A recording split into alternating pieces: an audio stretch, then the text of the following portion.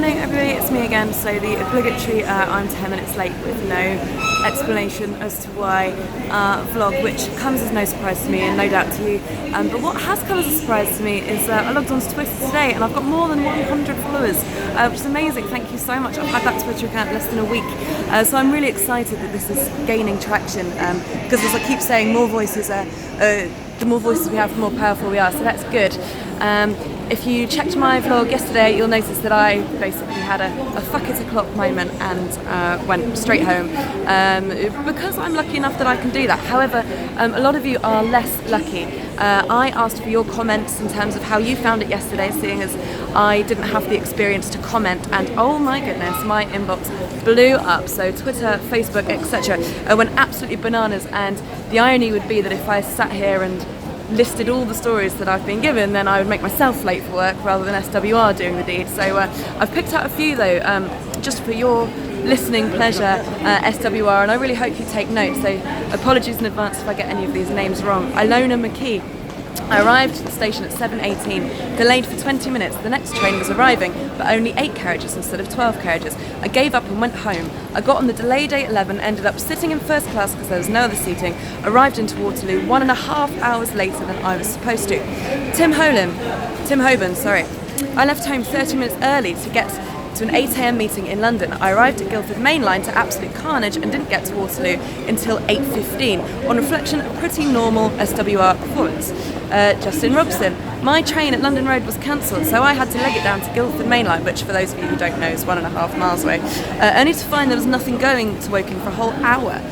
There were no contingency plans in place, even though SWR knew of the issue at 2 PM yesterday. It's absolutely pathetic, I'd be inclined to agree, Justin.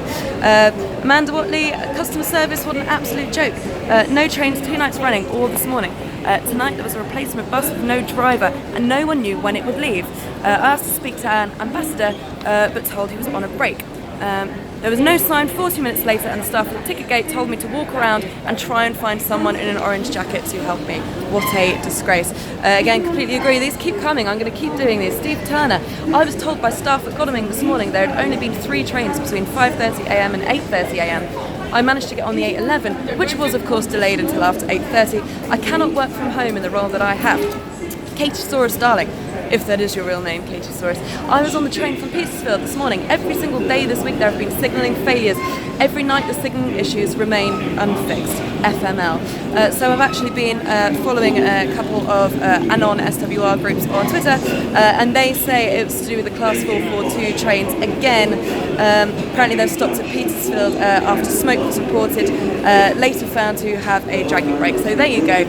Infrastructure problems yet again, and as everyone's reported, infrastructure problems every single day this week. I mean, how can these stories keep coming in thick and fast? I've only been running this channel for a couple of weeks, and honestly I'm getting tens and tens of messages every day, so I dread to think how many messages SWR are getting from people, and they're just consistently ignoring them. I think the only way to do this is keep tweeting me, keep following me, keep commenting on my videos and interact, and I'll keep sharing your stories, and I'm going to keep banging the drum until this nonsense is over. I mean, the more stories you read like this, the more unbelievable it becomes. Nobody deserves this, so help me fight against SWR, because I think this is actually really detrimental to people's careers and to their mental health. So please get in touch, and thank you very much for listening.